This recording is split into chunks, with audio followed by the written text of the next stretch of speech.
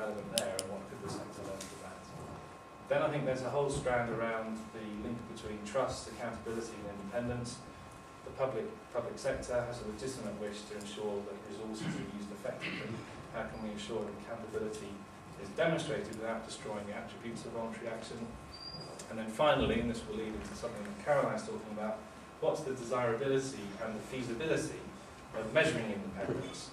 And as an extension of that, the role that independence plays in effectiveness.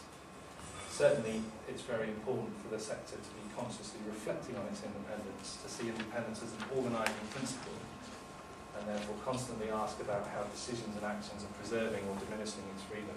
That's all to say that in the end, it's up to the sector to look after its independence because no one else will do it for us.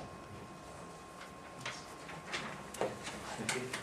I think we're going to move swiftly on, if that's okay. So, Chris, could you go next, please? Yes. Hi. My name is Chris Barth. I work for a charity called Unlock, which is also known as the National Association for Reformed Offenders. We have 3 full-time staff, 2 part-time staff, 5 volunteers, and an association of ex-offenders, or reformed offenders, as we is the title that we use, which is around 5,000.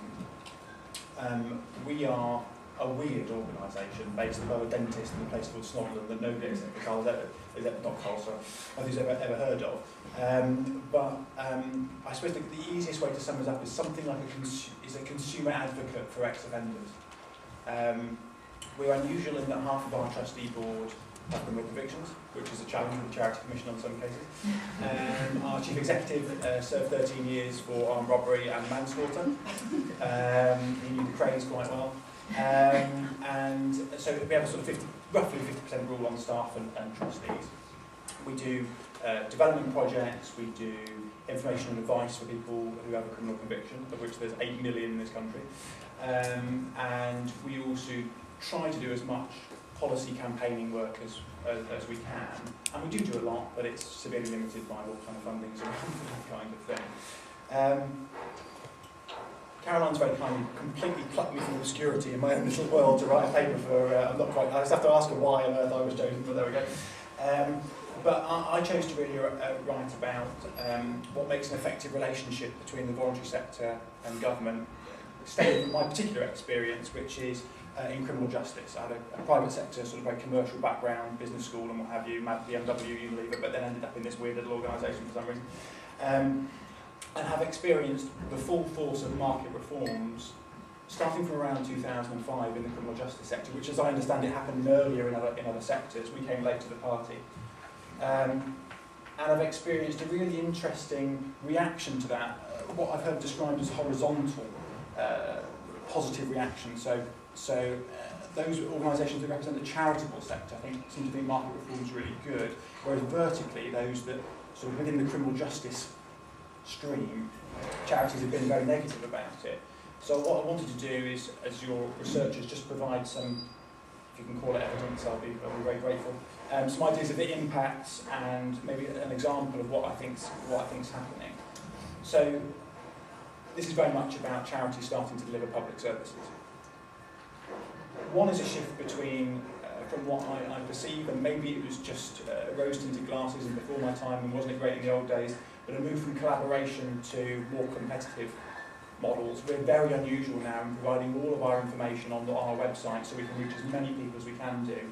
As far as I know, there are no other criminal justice charities that are for ex-offenders that do that, because it's their unique selling point, it's their competitive advantage, they need to hold that back so they can sell it to commissioners. There is something around the scaling up beyond competence and the broadening beyond scope that's driven by commissioners wanting to commission at a regional level, where organisations might be expert in a particular town, which is very different to the town down the road from their perspective. And some of the scaling up issues around models that work very well at a small level but forced to scale up don't work so well.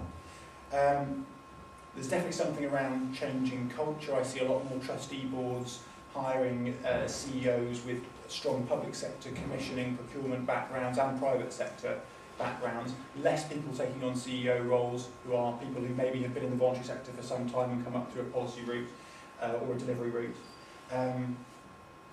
That's also happening where organisations through the TUPE arrangements, take on contracts that were delivered by other organisations previously. I see, counter to some of the views, I see a loss of influence by the sector in that I see that what we try to do at Unlock is be able to whisper in the ears of commissioners that wouldn't it be good if tender specifications had this in it, because that would really help our people. And they listen to us and they trust us because I don't make any money out of them doing that. If I'm then providing public services, then the commissioners are looking at me like, well, are you saying that because it actually is what's needed, or are you saying that because that's what you deliver? Because the private sector are also saying to me, this is what I should commission. It happens to be what they deliver as well. And I also potentially see a move from us as social guardians or moral guardians or something less fluffy and ethereal than that, to essentially cost-effective deliverers of public services. So I'll give you an example to try and back up some of those observations. There's a charity called NACRO. Many of you will probably know of them. They were previously the National Association for the Care and Resettlement of Offenders. They're now, there's probably someone from NACRO here, they're now NACRO, the crime reduction charity. They are, in a recent survey of charities that receive more than £30 million a year from government, they came top of the dependence chart on government with 99.9% of funding coming from government. So that makes an interesting kind of case study from my perspective.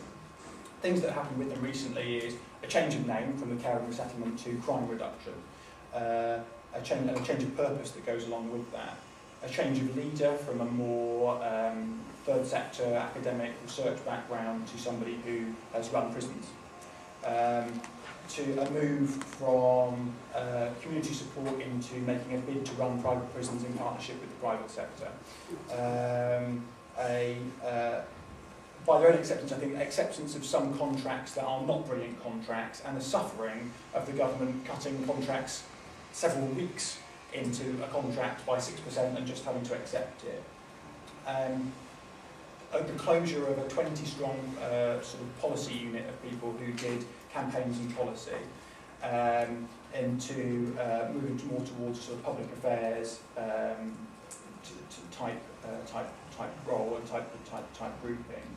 And their chief executive, Paul McDowell, I've had sort of numerous debates around this, and he's an internal pragmatist. His view is if it helps deliver what we are supposed to deliver and what helps up the people we're supposed to be helping, then the means justify the ends, I suppose. So that's his view. So it's an interesting case study.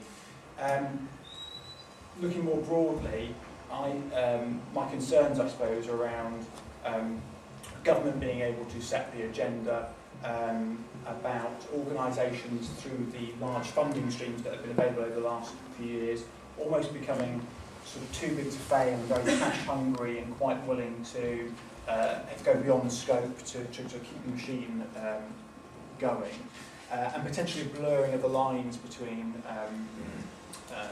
organisations within different sectors.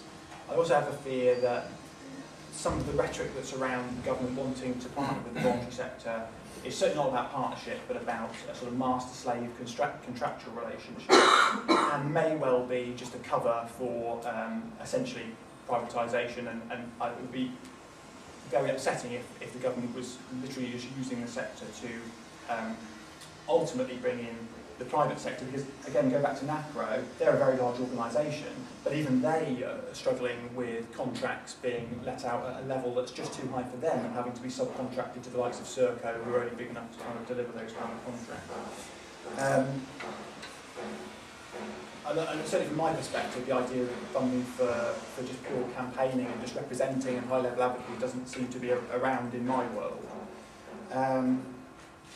So certainly going back to the criminal justice sector, I can totally understand the temptations around government funding, because in our market, it's not like some other areas I might suggest, children's charities or cancer charities.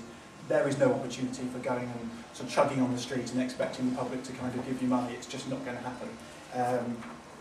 Sadly, maybe that's a failure of our sector to be able to communicate what we actually do. That we're not helping criminals, but we're actually sort of making the society safer. I think there's a real choice around deciding to deliver public services and what I see as the traditional historical purpose